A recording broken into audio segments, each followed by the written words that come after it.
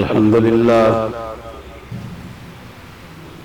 لله وكفى والصلاة والسلام على سيد الرسل وخاتم الأنبياء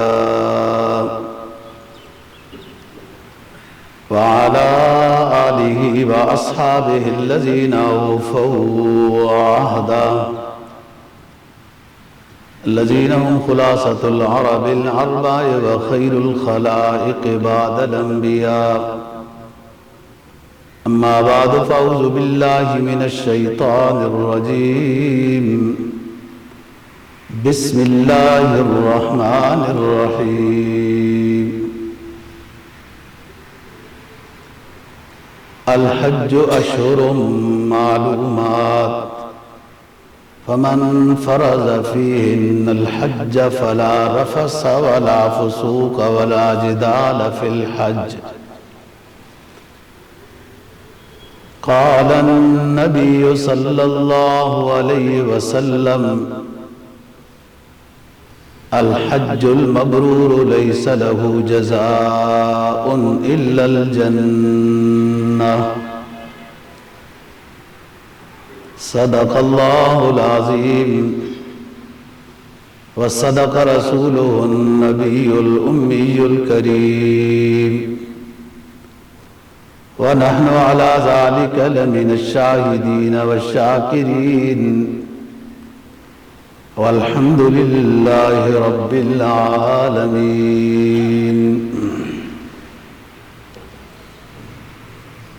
دوسرا پارہ سورہ بقرہ کی ایک آیت کریمہ کا حصہ تلاوت کیا ہے اور جناب نبی پاک صلی اللہ علیہ وسلم کا ایک فرمان تلاوت کیا ہے جس کو امام بخاری نے روایت کیا ہے. آیت کریمہ کا مفہوم یہ ہے کہ الحج اشہر معلومات، حج کے مخصوص مہینے ہیں. فمن فرض فیہن الحج فلا رفث ولا فسوق ولا جدال فی الحج. جس پر حج فرض ہوا، حج کرنے چل پڑا تو حج کے ارکان، آداب، احرام، طواف، سعی وہ تو کرے گئی، لیکن ان 3 گناہوں سے بہت زیادہ اہتمام سے بچے.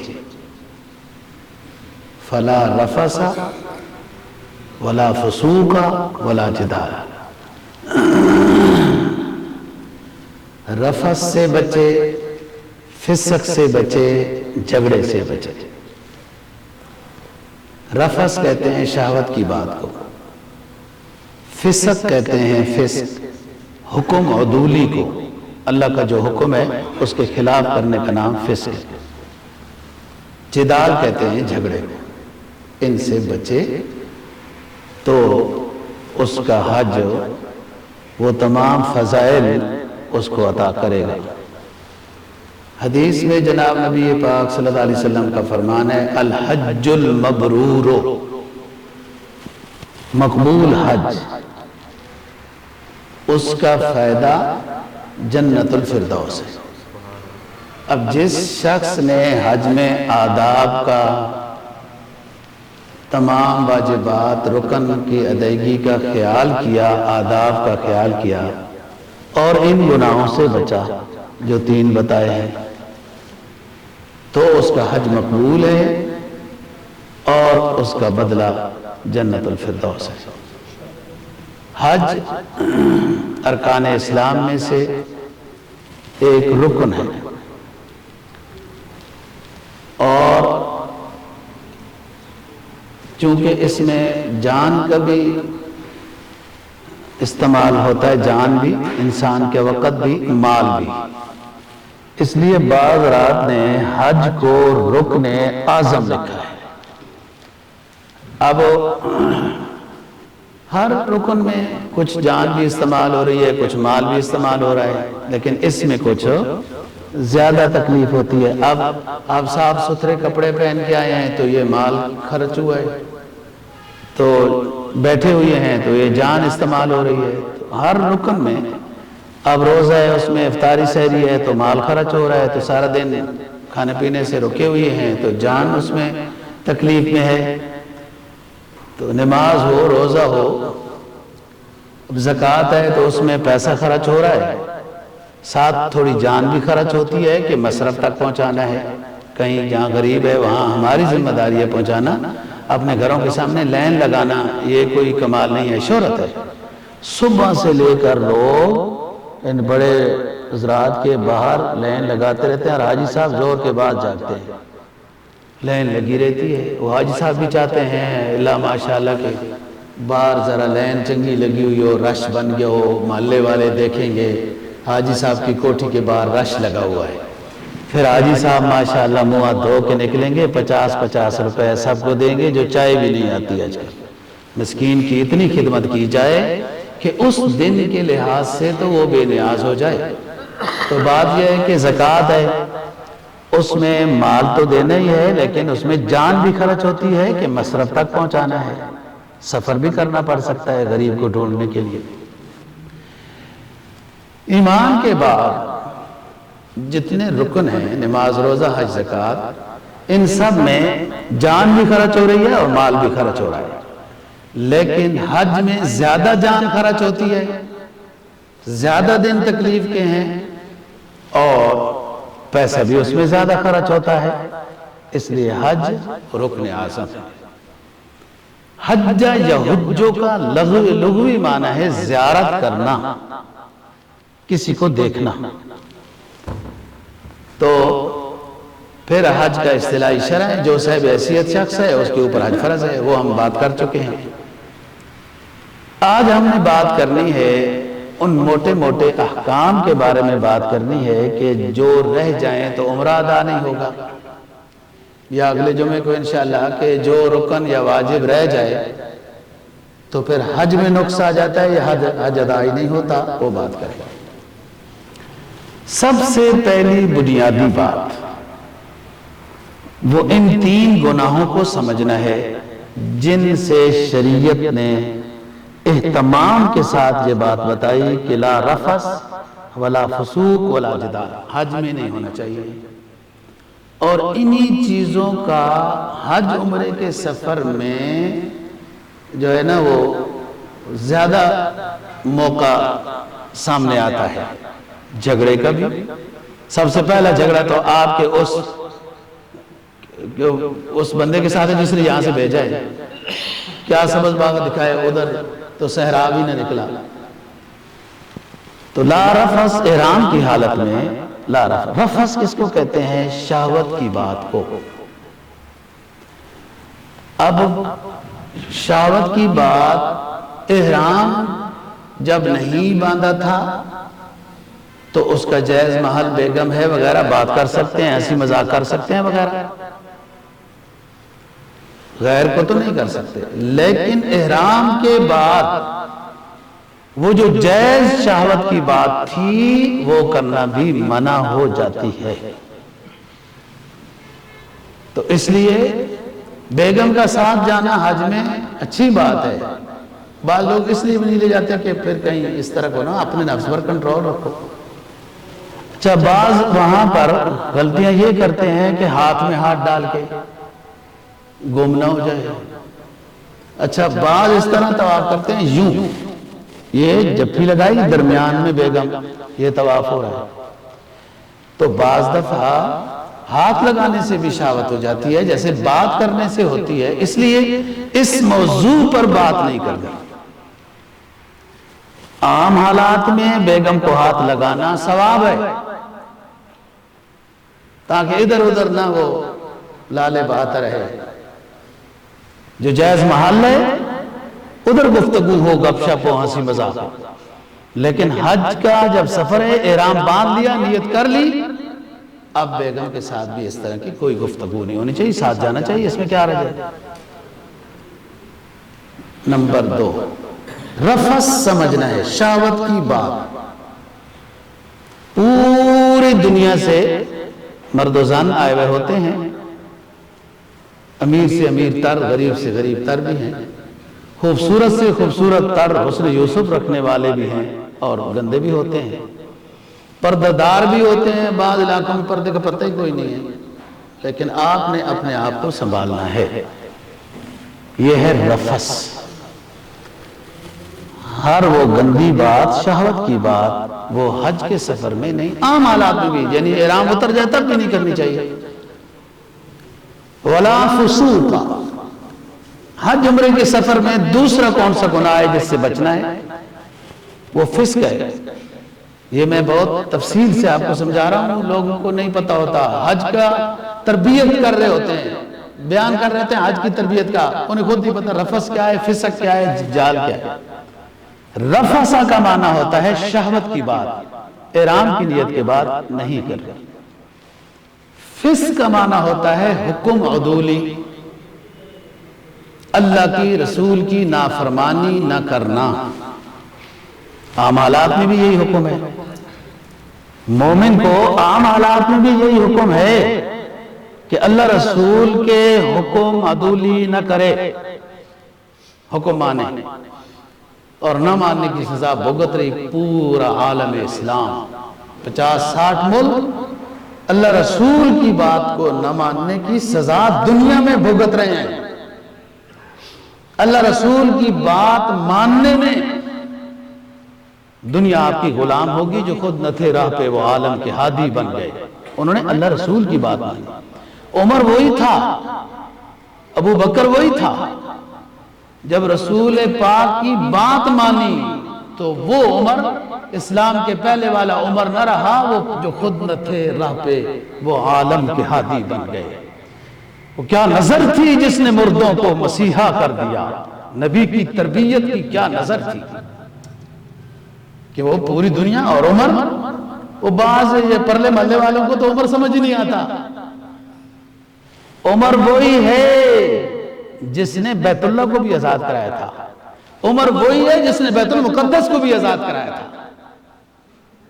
جب نماز کا وقت ہوا تھا عمر اسلام لائے تو عمر نے پوچھا حضرت ادھر دار ارقم میں کیا کر رہے ہیں؟ تو کہا نماز کا ٹائم ہے۔ کہا واہ، نماز ہم بیت اللہ شریف کے سامنے پڑھیں گے، ہمارے اسلام کا کیا فائدہ کہ پھر بھی نماز ادھر پڑھنی ہے؟ تو بیت اللہ کی نماز کی آزادی بھی عمر کے اسلام میں اور ان کے خلافت کے دور میں ایسی دنیا نے چابیاں نہیں یہود و نصارہ نے ڈال دی تھی عمر کی گود میں فلسطین کی، تو بیت المقدس بھی آزاد کرانے والا شخص اور اس میں پہلی نماز پڑھنے والا عمر ہے، نے مسجد بھی جو بنائی جو اب تک اس کی کچھ علامت موجود ہے۔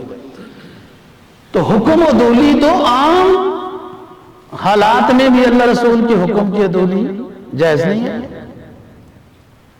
اور کر رہے ہیں جی، معاشرے کی آزادی ہونی چاہیے، مارکیٹ کی آزادی ہونی چاہیے، گھر بار کی آزادی آزادی آزادی، اسلام کے خلاف کام کر رہے ہیں نا جی، اس کی سزا دنیا میں مل رہی ہے۔ آپ کے پاس کچھ بھی نہیں، صرف یہ کہ 80 سال ہونے والے ہمارے ملک آزاد ہو گیا، تعلیمی نظام آپ کا ٹھیک نہیں، آپ کا میڈیکل نظام ٹھیک، ہسپتال نہیں، آپ کا روزگار بہت ہے نہیں، مہنگائی ختم نہیں، امن آ گیا نہیں۔ کس چیز کے بارے میں آپ دعویٰ کر سکتے ہیں کہ ہمارے ملک میں یہ چیز ٹھیک ہے؟ بس اسی پہ خوش ہیں کہ اللہ نے اس ملک میں سب نعمتیں دی ہیں، وہ اسی پہ گزارا کرو، یہ کہہ نہیں پائے۔ جو ضروریات زندگی ہیں یا ضروریات دین ہیں وہ آپ کے پاس کچھ بھی نہیں۔ ویسے ہی نعرہ لگایا تھا لا الہ الا اللہ محمد رسول اللہ، کیا کیا ہے؟ کچھ بھی نہیں۔ یہ کیوں ایسا؟ ہر آیا نیا حکمران، دنیا یاد کرنے لگی وہ پہلے ہی بہتر تھا۔ یہ ہمارے اعمال بد کی ہے سزا، حکم عدولی کی۔ تو عام حالات میں بھی اگر مسلمان اجتماعی طور پر حکم عدولی کرتا ہے نا جی، تو وہ سزا اس کو مل رہی ہے آخرت کی، تو پھر بھی الگ بات ہے نا۔ جب لیکن احرام باندھ لے تو وہ بعض کام جو عام حالات میں جائز تھے وہ بھی منع ہو جاتے ہیں۔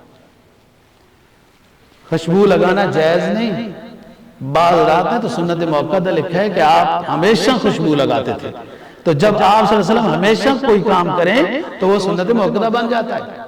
بعض رات نے کہا سنت ہے، بس آپ کی عادت ہے، جو لوگ خوشبو لگائیں گے سنت کا ثواب ہوگا۔ تیل لگانا نہا دھو کے آنا، کنگھی کرنا، یہ ناخن کاٹنا، بال وغیرہ، یہ سب حکم ہے عام حالات میں۔ لیکن جب آپ نے احرام باندھ لیا، حکم آیا خوشبو نہیں لگا سکتے، خوشبو نہیں لگا سکتے، کنگھی نہیں کر سکتے، جی صابن نہیں لگا سکتے، ابھی تو لگا سکتے تھے۔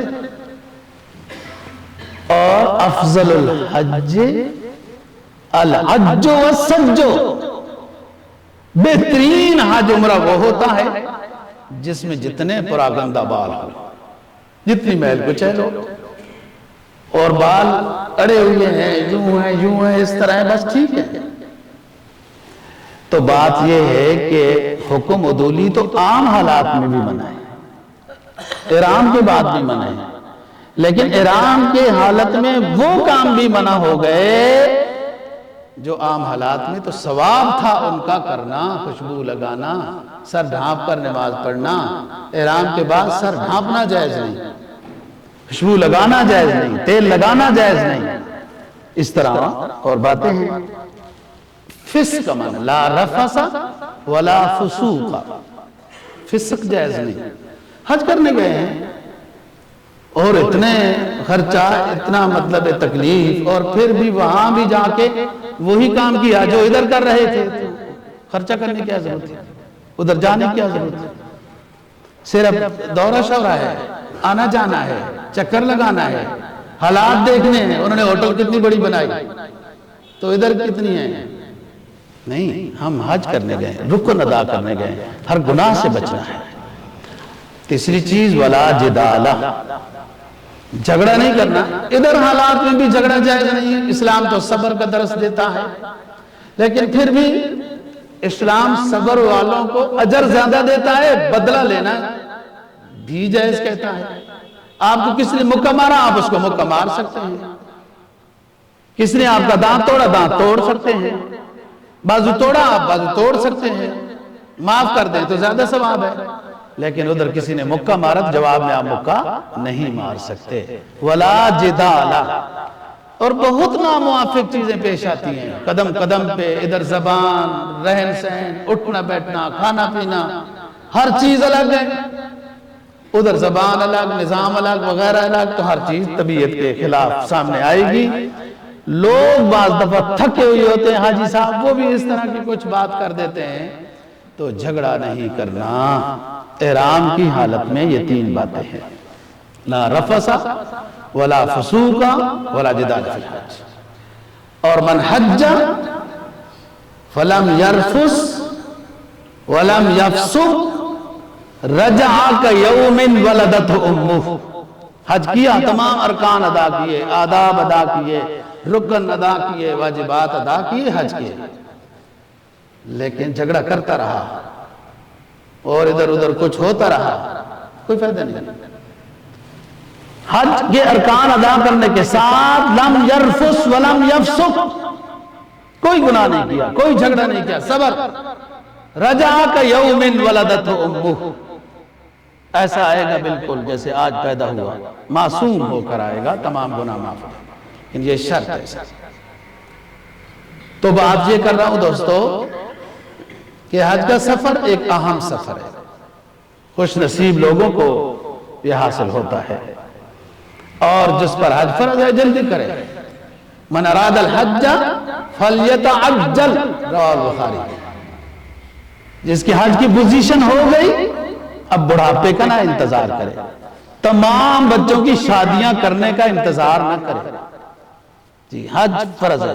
اب آپ نماز تب پڑھیں گے جب سارے بچوں کی شادیاں کر لیں گے، روزے تب رکھیں گے جب کوٹھیاں بنا لیں گے۔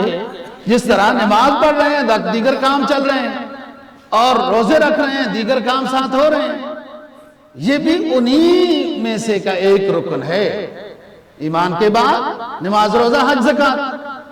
جب آپ زکوٰۃ دینے کے لحاظ سے اور کاموں کو پہلے کر کے تو زکوٰۃ تو نہیں، ہر سال زکوٰۃ دیتے، ہر سال روزے رکھتے ہیں، کئی بچوں کی شادیاں نہیں ہوئی ہیں، روزے پھر بھی ہر سال رکھ رہے ہیں، نماز 5 وقت کی پڑھ رہے ہیں، بہت شادیاں رہتی ہیں، کوٹھی بھی بنانی ہے، سارے کام کرنے ہیں، ہم جیسے جیسے بوڑھے ہوتے جاتے ہیں تو کوٹھیاں بڑی بنانے کی فکر میں لگ جاتے ہیں. یہ نہیں پتہ دنیا نے ریٹائر کس لیے کیا ہے کہ اب کسی اور کوٹھی کا بندوبست کرنے کا آپ کو موقع زیادہ ملے، وقت زیادہ ملے. پہلے آپ دفتر کی مصروفیات میں تھے، کاروبار کی مصروفیات میں تھے نا، تو اب آپ 60 سال ہو گیا، اب آپ کوئی اور کوٹھی کی بھی تیاری کریں. ہم ادھر ہی کوٹھیوں میں ٹھیک ہے کریں، لیکن سارے ارکان اسلام آپ ادا کر رہے ہیں اور اس میں تو یہ سوچ نہیں آتی کہ پہلے شادیاں کر لیں پھر روزے رکھیں گے، پہلے شادیاں کر لیں پھر جو ہے نا جی نمازیں پڑھیں گے. نہیں، یہ رکن اسلام ہے. جس طرح انسان پر فرض ہوتا ہے اس نے ادا کرنا ہے. شادیاں بھی ہوتی رہیں گی، کوٹھیاں بھی بن جائیں گی، گاڑیاں بھی آ جائیں گی، سب کچھ ہو جائے گا. آپ رکن اسلام کو مؤخر نہ کریں. من اراد الحج فلیتعجل. پھر لوگ اس طرح بھی دین سے دوری ہے نا جی، دین سے دوری ہے. اور پھر دین اگر سننے کا موقع بھی ملا ہے تو ان کا ملا جن کو خود ہی کو نہیں پتا دین کا، کہ وہ ذرا امتحان ہو طالب علموں کو مشکل ہے تو روزے نہ رکھو. کیا بات ہے اسلامی سکالر کی، روز تو ہے ہی مشکل. وہ نماز سپیکر کی جدھر آواز آ رہی ہے ادھر ہی پڑھ لو. اب لوگ جو نہیں، یہ پہلے سے جو لوگ مولویوں سے الرجک ہوتے ہیں، تھوڑے سے ہوتے ہیں نا، آپ سمجھتے ہیں. بیٹھتے ہو اپنی مجلس میں تو کیسی گپ شپ ہوتی ہے جانتے ہو نا. کچھ لوگ ویسے دین سے دور ہوتے ہیں، ہوتے مسلمان ہیں. کچھ مولویوں سے ویسے ان کی گھٹی میں یہ بات داخل ہے کہ الرجک ہوتے ہیں. ان کو جب ادھر سے ایک آواز آتی ہے او دور کسی کونے میں کہ وہ جو ٹیکس دیتے ہو نا حکومت کو، بس وہی زکوٰۃ ہوتی ہے. یہ جو پہلے ہی دین سے دور ہیں، علماء سے الرجک ہیں مسلمان، ان کو یہ بات بڑی جلدی سمجھ آتی ہے. یہ ہے نا جی اجتہاد کا دروازہ اسلام میں کب بند ہوا؟ ان مولویوں نے بند کر دیا. دیکھو وہ بندہ بڑا سکالر ہے، مجتہد ہے اسلام کا، اس نے کہا جو حکومتوں کو ٹیکس دیتے ہو وہی زکوٰۃ دینے کی ضرورت نہیں ہے. وہ ٹیکس تم جانو، وزیر خزانہ جانے، تمہارا ملک جانے. زکوٰۃ ایک رکن ہے، وہ 2.5% ہے. اور ٹیکس تو سمجھیں، مجھے تو سمجھ نہیں الجبرا کی پتہ نہیں کون سی ان کی وہ ہوتی ہے کتنے فیصد ہے. زکوٰۃ تو صرف 2.5% ہے، وہ بھی جو بقیہ مال ہے نا جی، جو بچ گیا پورے سال میں خرچہ نہیں ہوا نا، بچ گیا، اس پر زکوٰۃ ہے. اور ٹیکس تو بچے لگتے ہو، پاکستان میں پیدا نہیں ہوئی ہو، دے سکتے ہو نہیں دے سکتے ہو دو گے. تم مالدار ہو مقروض ہو دو گے، تم روزگار کر رہے ہو نہیں کر رہے ہو دو گے.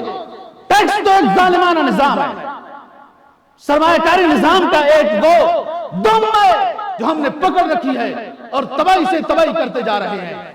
زکوٰۃ ایک رکن اسلام ہے، خوشی سے دینا ہے اور ہر کسی پر نہیں. جو بھیک مانگ کر 40 روپے جمع کرتا ہے نا جی، وہ بسکٹ کا ڈبہ جب خریدتا ہے تو وہ بھی ٹیکس دیتا ہے، جبکہ اس نے تو بھیک مانگ کے 40 روپے جمع کیے ہیں. تو وہ سکالر دور بیٹھے ہوئے جب کہیں گے تم ٹیکس دے رہے ہو وہی زکوٰۃ ہے، تو وہ بے دین طبقے کو ان تیار کرتا اسلامی سکالر کی بات بڑی سمجھ آتی ہے. یہ مجتہد ہے نا جی، اسلام میں اجتہاد ہے. دوستو سمجھو، اپنے علماء اپنے اساتذہ کے قریب رہو.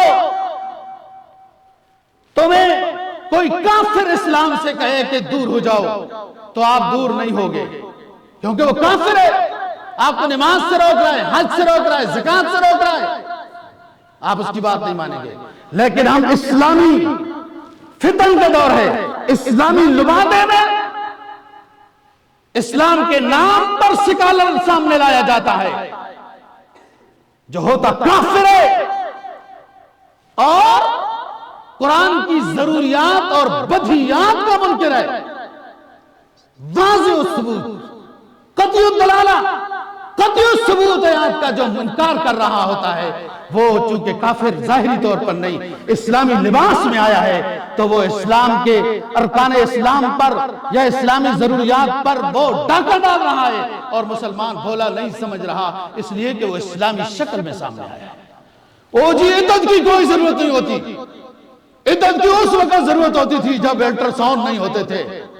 اب کوئی طلاق دے دے الٹرا ساؤنڈ کرا، کیونکہ عدت کا مطلب یہ ہوتا تھا کہ پیٹ میں کوئی بچہ نہ ہو، یہ سمجھ آ جائے کہ عورت کو حیض آ جائے نا جی، تو سمجھ آ گیا کہ اس کا بچہ نہیں ہے، تو اس لیے اسلام نے جو ہے نا جی 3 حیض وغیرہ جو عدت رکھی ہے، یہ ان کی بات کر رہا ہوں۔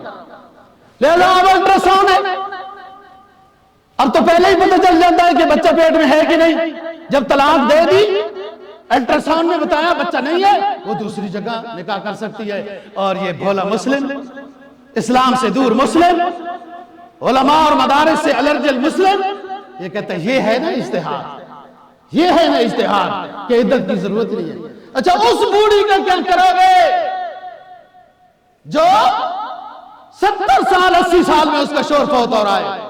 اسلام کہتا ہے وہ 70 سال کی بوڑھی عورت 4 مہینے 10 دن عدت گزارے گی، اس کو تو حیض نہیں آتا، اس نے تو آگے شادی نہیں کرنی۔ اچھا پھر یہ فلسفہ بیان کرتے ہو کہ عدت کا مطلب یہ ہے کہ پتہ چل جائے کہ عورت کے پیٹ میں بچہ نہیں ہے، وہ تو پہلے حیض نہیں پتہ چل جاتا ہے۔ اسلام نے طلاق والی عورت کو 3 حیض اس کی عدت کیوں رکھی ہے؟ وہ تو پہلا حیض ہی جب عورت کو آ جائے نا جی تو پتہ چل جاتا ہے کہ سابقہ شوہر کا اس کے اندر حمل نہیں ہے۔ تو بات یہ ہے دوستو، میں جتنا کر سکتا ہوں، اقبال کا ترانہ ہے بانگے درا ہے گویا، ہم تو ایک آواز لگا سکتے ہیں، اسلام کی حدود ہیں، اسلام کے وہ فرائض ہیں، کوئی اسلام دشمن اسلامی سکالر ان کو ختم نہیں کر سکتا۔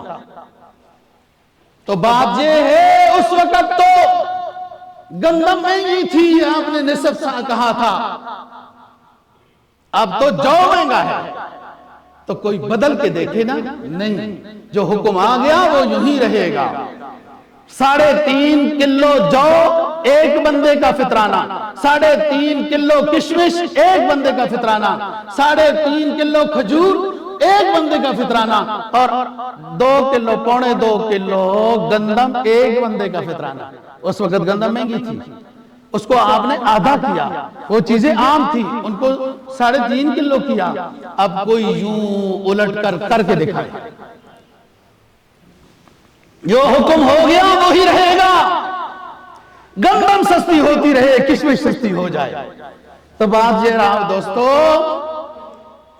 ارکان اسلام پر ڈاکہ ڈالا جا رہا ہے، لوگوں کو نماز سے دور، حج سے دور، عدت کوئی نہیں، روزے کی کیا ضرورت ہے جب طالب علموں نے سبق یاد کرنا ہے اور پرچہ دینا ہے، اور لوگوں کو ایسے مجتہد پسند آتے ہیں۔ پھر اس سے اور بڑھ کر کچھ ایسے اسلام دشمن سکالر آئے ہیں جو صحابہ پر تنقید کرتے ہیں، حضرات صحابہ کی گستاخی کرتے ہیں، اور ان مسلمانوں کو وہ سکالر زیادہ پسند آتے ہیں کہ یہ تو صحابہ کی، یہ دیکھو نا جی، یہ دیکھو نا، آپ سمجھتے ہی نہیں ہیں ان کو تیار کس نے کیا، ان کو کیسے اوپر لایا گیا۔ تو بات یہ ہے دوستو، حج رکن اسلام ہے، اس کے ساتھ کوئی چیز اپنی طرف سے نہ ڈالو کہ بچوں کی شادیاں تکوٹی۔ حج عمرے کی تو فضیلت یہ ہے، ینفیان الفقر والذنوب، حج و عمرہ تابعوا بین الحج والعمرہ فإنہا ینفیان الفقر والذنوب۔ حج عمرہ کرو، حج عمرے کی فضیلت یہ ہے کہ رزق میں اضافہ ہوگا، فقر و فاقہ دور ہوگا، اور گناہ معاف ہو جائیں گے۔ ایک اور حدیث میں ہے کہ صحت بھی عطا ہوگی، صحت بھی عطا ہوگی۔ میں مختصر سی بات آج عمرے سے متعلق کرنی ہے، میں ایسا کرتا رہتا ہوں، مسجد کھڑی ہو گئی تھی، 350 روپے میٹر ٹائل تھی اس وقت، صرف سفید ٹائل آتی ہوتی تھی، تو میں چاہتا تھا کہ ہمارے صرف محراب میں سفید ٹائل لگ جائے، چند میٹر جتنی لگتی ہے، اور نئی گنجائش بنتی تھی۔ میں بہت سارے چہرے جانتا ہوں جو پرانے ہیں، لیکن وہ بہت تھوڑے ہیں، جو ہمیں جانتے تھے ہم ان کو جانتے تھے۔ آپ تو ماشاءاللہ آئے، بڑے پر رونق مسجد بنی ہوئی ہے، قالینیں بچھی ہوئی ہیں، خوشبوئیں 2-4 طرح کی لگتی ہیں، تو آپ کو کیا پتا یہ کیسا نظام ہے۔ اب تو لوگ میری کرسی دیکھ کر پریشان ہو جاتے ہیں کہ مولوی صاحب اتنا مالدار ہے، کرسی پر بیٹھتا ہے۔ ہمارا وہ زمانہ یاد نہیں ہے کہ اتنے پیسے ہمارے پاس نہیں تھے کہ 10 روپے کا بلب تبدیل کریں.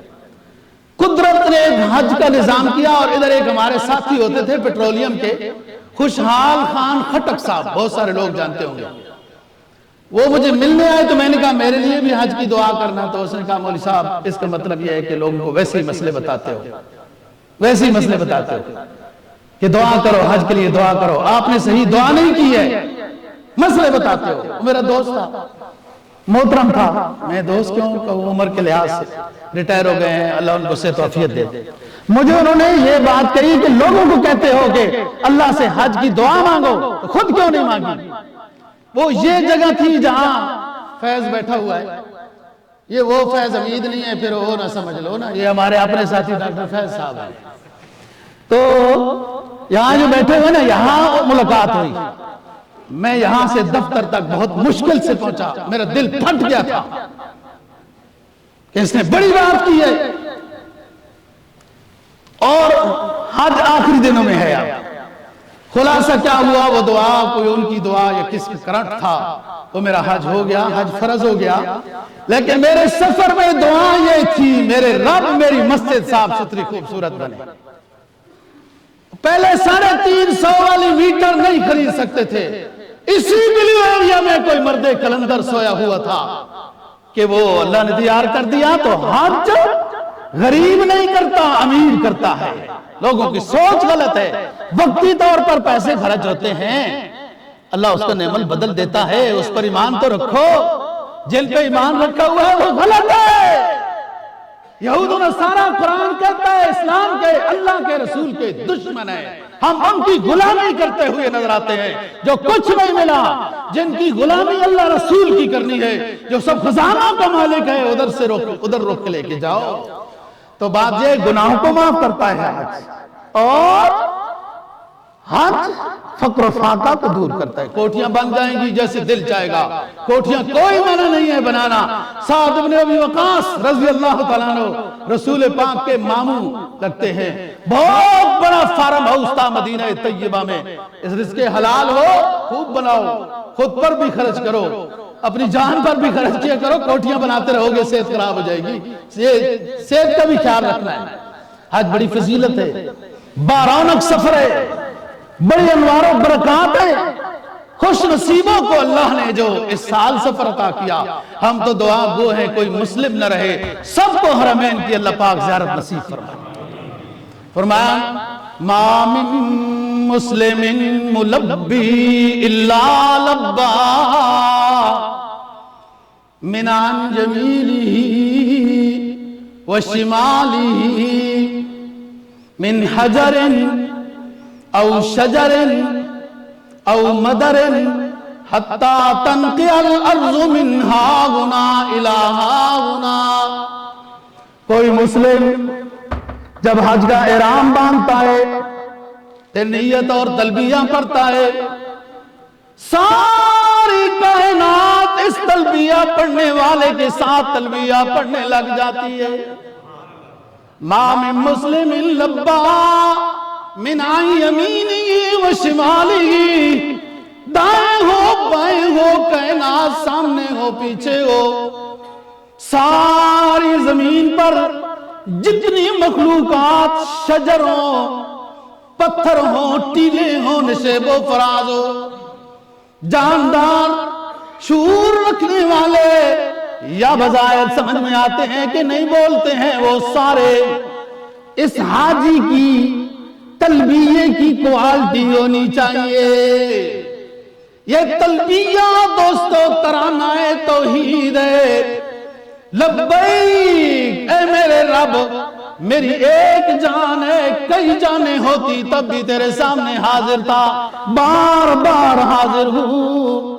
یہ رونق ہے حج کی. اور ماشاءاللہ بعض ملکوں میں جو کیمپلیکس، حج کیمپلیکس تک جاتے ہیں نا جی، لوگوں کو بس میں لے کے، سارے راستے میں لوگ کھڑے ہوتے ہیں اور تلبیہ پڑھ رہے ہوتے ہیں، وہ بھی تلبیہ پڑھ رہے ہوتے ہیں. ہمارا تو نظام ہی ٹھیک نہیں. وہ کبھی فلیٹ کا یہ ہو جاتا ہے، کبھی کس کا ہو جاتا ہے، کبھی افسر شاہی ہو جاتی ہے، ہم اسی میں ہی مارے گئے. کبھی سامان ڈھونڈ رہے ہوتے ہیں، تلبیہ جھوٹ جاتا ہے. کبھی فلیٹ ڈھونڈ رہے ہوتے ہیں تلبیہ چھوٹ جاتا ہے. احرام کے بعد تو یہی وظیفہ بار بار کرتے جانا، بار بار کرنا. دوستو سب سے پہلے یہاں سے جو ساتھی جاتے ہیں نا جی، عمرے کا احرام باندھتے ہیں. اکثر حج کی 3 قسمیں ہیں: حج تمتع، حج قران، حج افراد. حج تمتع یہ ہوتا ہے کہ ہم حج کا احرام باندھتے ہیں، عمرے کا احرام باندھتے ہیں، وہاں عمرہ کر کے پھر حلق کرا کے فارغ ہو جاتے ہیں. پھر حج کے جب دن آئیں گے دوبارہ احرام باندھیں گے. اس کو حج تمتع کہتے ہیں. تمتع یتمتع کے معنی ہوتے ہیں فائدہ اٹھانا، نفع اٹھانا. آپ نے نفع اٹھایا ہے، عمرہ کر کے حلال ہو گئے، اب پابندیاں خوشبو وغیرہ کی ختم ہو گئی. حج قران وہ ہوتا ہے کہ آپ یہاں سے جاتے ہیں، حج عمرے کا اکٹھا احرام باندھتے ہیں، عمرہ کرنے کے بعد انہی پابندیوں کے ساتھ، اسی چادر کے ساتھ باقی رہتے ہیں، اسی طرح رہتے ہیں. چادر میلی ہو جائے بدل سکتے ہیں، بغیر صابن کے نہا سکتے ہیں، لیکن عمرہ کرنے کے بعد حلق نہیں کرا سکتے، انہی چادروں کے ساتھ رہتے ہیں. حج کے لیے پھر جب اعلان ہوتا ہے 7-8 کو مینا چلے جاتے ہیں. یہ مشکل حج ہے، اس کو حج قران کہتے ہیں. قرانہ کا معنی ہوتا ہے ملانا، اس میں عمرہ اور حج ملائے گئے. تیسرا حج افراد ہے. آخری فلائٹوں میں نمبر ملا تو اب وہ عمرہ وغیرہ نہیں کر سکتے ہیں، تو سیدھا وہ مینا میں چلے جاتے ہیں، صرف حج کرتے ہیں. حج سے پہلے عمرہ نہیں کر سکتے، اس کو حج افراد کہتے ہیں. اس کے ذمہ قربانی بھی نہیں ہوتی. پہلے والے دونوں کے ذمہ حج کی قربانی ہوتی ہے، اور مالداری کی قربانی وہ ادھر بھی کر سکتے ہیں، جدھر کرنا چاہیں کر سکتے ہیں. لیکن حج کی قربانی ادھر ضروری ہے، حدود حرم مینا وغیرہ میں ضروری ہے. مینا حدود حرم ہے. تو بات یہ ہے کہ سب سے پہلے عمرہ لوگ یہاں سے کرتے ہیں. اچھی طرح نہانا چاہیے، گنجا نہیں کرنا چاہیے. لوگ ادھر اچھی طرح نہاتے ہیں، گنجا بھی ساتھ ہی کرا دیتے ہیں. یہ بال حرم میں ڈالنے ہیں، حرم میں سر کے، یہ کل گواہی دیں گے، ان کے بدلے میں گناہ معاف ہوتے ہیں، نیکیاں ملتی ہیں. حدیث میں آتا ہے جس وقت لوگ تاریکی میں ڈوبی ہوئی ہوگی تو یہ حلق کرانے والوں کے بال میدان حشر میں روشنی کا سبب بن کے آئیں گے. یہ لوگ ادھر نہاتے ہیں، لوگ سمجھایا جاتا ہے نا نہاؤ دھو، تو وہ بس سارا کچھ ہی اوپر سے، وہ سمجھتے ہیں ادھر سے. ایسا نہیں ہے، بال نہ منڈاؤ. قدرت نے منڈ دیے تو کوئی بات نہیں ہے. وہ تو ہاں نا جی. تو دوسری صفائی ستھرائی کر کے احرام باندھ لینا ہے، پھر نیت کرنی ہے، پھر تلبیہ پڑھنا ہے، پھر جانا ہے طواف کرنا ہے، 2 گانا پڑھنا ہے، صحیح کرنی ہے، آخر میں حلق کرنا ہے، گنجا کرنا ہے. یا کینچی کی بھی گنجائش ہے، کینچی کے ساتھ بال کٹانے کی، لیکن بہت مشکل سے آپ نے اجازت دی ہے کینچی والی بات کی، لیکن اجازت ہے. واپس آئیے. 7 واجبات ہیں عمرے میں. باوضو ہو کر چادریں پہننا، 2 سفید چادریں سلی ہوئی نہ مرد کے لیے. نمبر 2 نیت کرنا. نمبر 3 واجب ہے تلبیہ پڑھنا. نمبر 4 واجب ہے 7 چکر طواف کے. 5واں واجب ہے 2 رکعتیں حدود حرم میں پڑھنا. لوگ 2 رکعت نفل کہتے ہیں ان کو. یہ 2 رکعت واجب ہیں طواف کے بعد. 6واں واجب ہے عمرے میں صفا مروہ کے درمیان صحیح کرنا. اور 7واں واجب ہے حلق کرنا یا کینچی کے ساتھ بال کٹانا. اگر کوئی حلق بھی نہیں کرتا، کینچی کے بال بھی سے نہیں کٹانا چاہتا کہ اگلے مہینے میں وزیر اعظم بننا ہے تو لوگ ووٹ نہیں دیں گے، سر پہ بال نہیں ہوں گے، کیا سبحان اللہ سوچے ہیں. اس نے بکرا دینا ہے. اب واپس آؤ. پھر میقات سے پہلے احرام باندھنا ہے یا میقات پر احرام باندھنا ہے؟ احرام باندھے بغیر جدہ پہنچ گیا، واپس آئے گا، میقات سے احرام باندھے گا اور بکرا بھی دے گا. نیت کر لیے، چادریں نہیں پہنی تو 2-3 گھنٹے ایسے گزر گئے، چادریں نہیں پہنی، نیت کر لی ہے، چادریں بھی پہنے اور بکرا بھی دے. اسی طرح خوشبو لگا دی. خوشبو پہلے لگانا سنت ہے جب نیت نہیں کی. نیت لگانے کے بعد دب کے وہ کر لی ہے، خوشبو لگا لی، خوب سب پہ خوشبو لگا لی. تو خوشبو کا گناہ وغیرہ الگ اور بکرا بھی دینا پڑے گا، اس لیے یہ چیزیں سیکھ کے جانی ہے۔ بیت اللہ میں جا کے طواف کرنا، تو ہماری بات یہ ہے، ٹائم ختم ہو گیا، واجب ہم نے ادا کر دی ہے۔ بیت اللہ میں جب طواف کریں گے، ہر طواف پر ایک نیکی اور ایک گناہ معاف ہوتا ہے۔ اور جب آپ 2 گانا پڑھتے ہیں حدود حرم میں، مقام ابراہیم پہ جو حکم ہے، تو گناہ معاف وغیرہ، عربی ایک غلام آزاد کرنے کا ثواب ملتا ہے۔ میں پہلے بتا چکا ہوں، غلام کو آزاد کرنے کا ثواب یہ ہے کہ غلام کی ناک آزاد، کان آزاد، منہ آزاد، پاؤں آزاد، سب کچھ آزاد ہو گیا نا جی۔ اسی طرح آزاد کرنے والا بندہ، اس کا ہر عضو جہنم سے آزاد کر دیا جاتا ہے۔ صفا مروہ کے درمیان صحیح ایک عبادت ہے، ان الصفا والمروہ من شعائر اللہ۔ صفا مروہ اللہ کی پہچان کی جگہ ہے، وہاں اللہ کو پہچاننا ہے لوگوں کو۔ پہلے بھی لوگ گپ شپ بھی لگا دیتے، آپ موبائل کی ساتھ ہی کھیلتے رہتے ہیں، تصویریں یادگار بڑی بنا لی ہیں، دوستوں کو فائدہ تو نہیں ہوا۔ ادھر اندر آگے جہان کی کوئی تصویر بناؤ۔ صفا مروہ کے درمیان ہر قدم پر نیکی ہے، گناہ معاف ہیں۔ جب فارغ ہو جائیں صفا مروہ سے تو 70 غلام آزاد کرنے کا ثواب ہوتا ہے۔ اور حلق کا میں نے ابھی بتا دیا ہے، بہت ثواب ہے، حلق کرانا چاہیے، کیا آ رہا جائے۔ حاجت مشاتنیس روی دل آرام را، شیخ سعدی کہتا ہے وصف ترا کند گر نہ کند آل صفا، حاجت مشاتنیس روی دل آرام را۔ دنیا تیرے حسن کی تعریف کرے یا نہ کرے، لیکن اگر تو حسین ہے تو سر پر کنگھی لگانے کی بھی ضرورت نہیں، تو حسین ہی نظر آئے گا۔ اور حسن ہوتا کیا ہے؟ حسن آتا کہاں سے ہے؟ حسن جتنا دین میں داخل ہو گیا، اللہ پاک خوبصورتی عطا کرے گا۔ حضرت عمر کو جب انہوں نے فلسطین والوں نے جبہ پہنایا نا، بڑا خوبصورت سا پہن تو لیا، کہ یہاں بڑے بڑے مطلب راہب وغیرہ رہتے ہیں، پہننے کے بعد اتار دیا تو لوگوں نے کہا حضرت جی اس طرح کیا، کہا چھوڑو یار، کفا بالاسلام زینتا، ہمارے لیے خوبصورتی کے واسطے اسلام کافی ہے۔ آپ نمازوں میں آؤ، سجدوں میں آؤ، تلاوت قرآن پاک میں آؤ، ذکر و اذکار تسبیحات میں آؤ، آپ کے چہرے پہ خود ہی اللہ رونق اور خوبصورتی انڈیل دے گا۔ اس لیے حلق کرانا بہت ثواب ہے، ایک ایک بال کے بدلے میں نیکی ہے۔ اور میدان حشر میں جہاں روشنی کی ضرورت ہوگی، حج جمرے کے حلق شدہ بال یا قصر شدہ بال، وہ روشنی بن کر آپ کے لیے رہنمائی کریں گے۔ میرا کہنا اور آپ کا سننا اللہ قبول و منظور فرمائے۔ وآخر دعوانا الحمدللہ۔